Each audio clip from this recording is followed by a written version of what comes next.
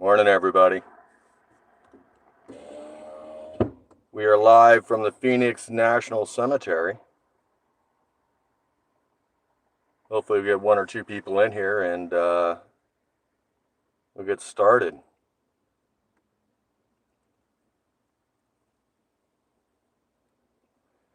Morning, John.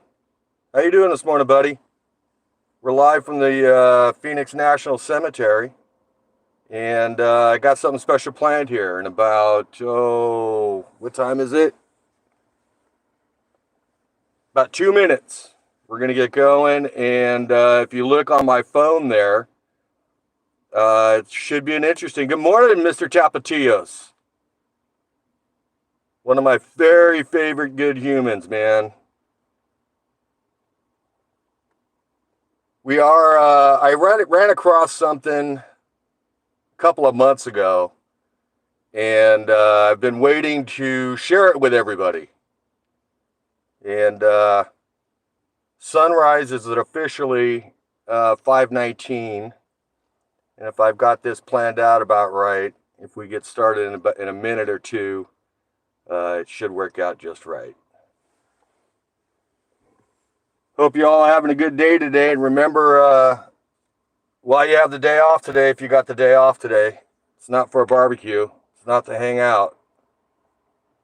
Just remember about those who sacrifice their lives for our freedom.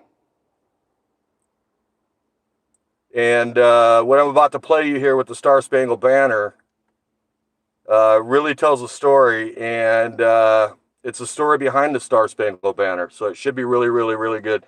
Yes, this is the one off Cave Creek Road. You got it. What's up, Cammed Up Caveman? I got some good peeps in here this morning, man. All my favorites. All right, let's get this going. Let's see if this works out for me. Here we go. I'm just going to sit here and be quiet because it's pretty powerful. Let me know how the audio is here, people. Give me a 1 if the audio is good.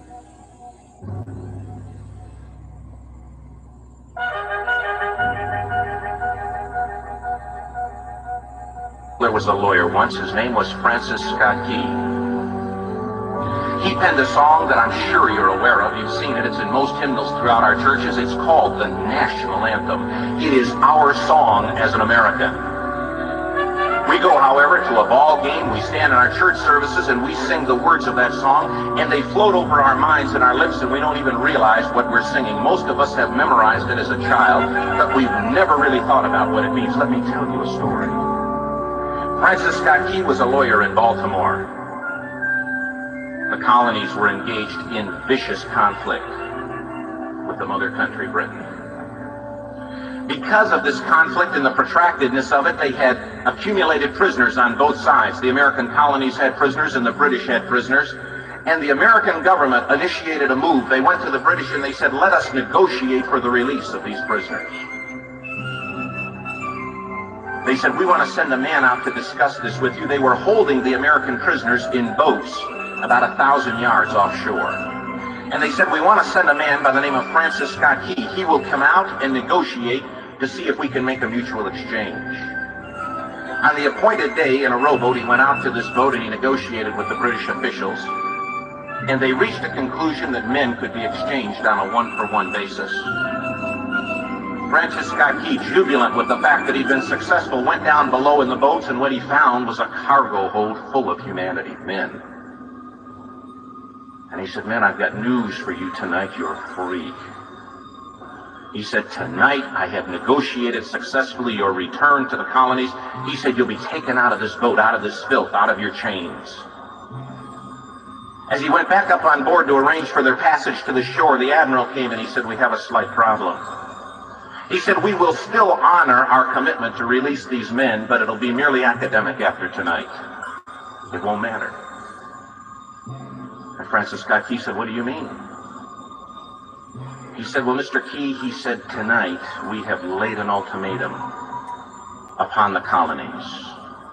Your people will either capitulate and lay down the colors of that flag that you think so much of, or you see that fort right over there, Fort Henry? He said, we're going to remove it from the face of the earth. He said, how are you going to do that? He said, if you will, scan the horizon of the sea. And as he looked, he could see hundreds of little dots. And he said, that's the entire British war fleet. He said, all of the gunpowder, all of the armament is being called upon to demolish that fort. It will be here within striking distance in a matter of about 2.5 hours. He said, the war is over. These men would be free anyway. He said, you can't shell that fort. He said, that's a large fort. He said, it's full of women and children. He says, it's predominantly not a military fort. They said, don't worry about it. They said, we've left them a way out. And he said, what's that? He said, do you see that flag way up on the rampart? He said, we have told them that if they will lower that flag, the shelling will stop immediately. And we'll know that they've surrendered, and you'll now be under British rule. Francis Scott Key went down below and told the men what was about to happen. And they said, how many ships? He said, hundreds. The ships got closer. Francis Scott Key went back up on top and he said, men, I'll shout down to you what's going on as we watch. As twilight began to fall, and as the haze hung over the ocean as it does at sunset, suddenly the British war fleet unleashed. He says the sound was deafening. There were so many guns that there were no reliefs. He said it was absolutely impossible to talk or hear. He said suddenly the sky, although dark, was suddenly lit. And he says from down below, all he could hear the men, the prisoners, saying was, tell us where the flag is. What have they done with the flag? Is the flag still flying over the rampart? Tell us. 1 hour, 2 hours, 3 hours into the shelling, every time the bomb would explode and it would be close to the flag, they could see the flag in the illuminated red glare of that bomb, and Francis Scott Key would report down to the men below, it's still up. It's not down. The admiral came and he said, your people are insane. He said, what's the matter with them? He said, don't they understand this is an impossible situation?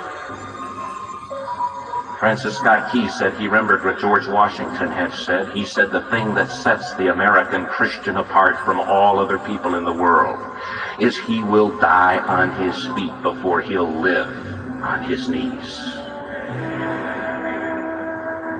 The admiral said, we have now instructed all of the guns to focus on the rampart to take that flag down. He said, we don't understand something. Our reconnaissance tells us that that flag has been hit directly again and again and again, and yet it's still flying. We don't understand that. But he said, now we're about to bring every gun for the next 3 hours to bear on that point. Francis Scott Key said the barrage was unmerciful. All that he could hear was the men down below praying. The prayer, God, keep that flag flying where we last saw it. Sunrise came. He said there was a heavy mist hanging over the land, but the rampart was tall enough. There stood the flag, completely nondescript, in shreds. The flagpole itself was at a crazy angle, but the flag was still at the top. Francis Scott Key went aboard and immediately went into Fort Henry to see what had happened. And what he found had happened was that that flagpole and that flag had suffered repetitious direct hits. And when hit had fallen, but men, fathers, who knew what it meant for that flag to be on the ground, although knowing that all of the British guns were trained on it, walked over and held it up humanly until they died. Their bodies were removed and others took their place. Francis Scott Key said what held that flagpole in place at that unusual angle were patriots' bodies. He penned the song, "Oh, say can you see by the dawn's early light what so proudly we hailed at the twilight's last gleaming? O'er the rocket's red glare, the bombs bursting in air gave proof through the night that the flag was still there. Oh, say, does that star-spangled banner yet fly and wave o'er the land of the free and the home of the brave? The debt was demanded, the price it was paid. Oh, say, can you see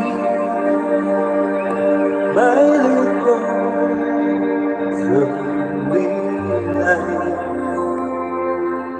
what so proudly we hailed at the twilight's last gleaming, whose broad stripes and bright stars through the perilous fight o'er the ramparts we watched were so gallantly streaming, and the rockets the bombs bursting in air gave proof to the night that our flag was still there. Oh, say, does that star-spangled banner yet wave o'er the land of the free and the home of the brave? Oh, say, does that star-spangled banner yet wave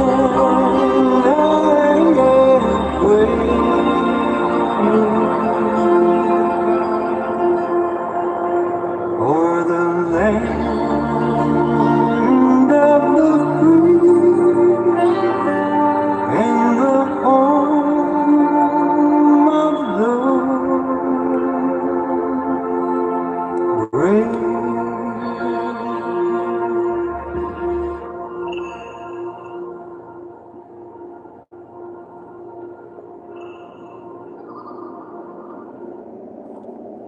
Thanks for watching, everybody. Remember what the hell today's about. It ain't about barbecues and beers. Thanks for watching. Be good humans. Don't be a dick. The rules are pretty simple.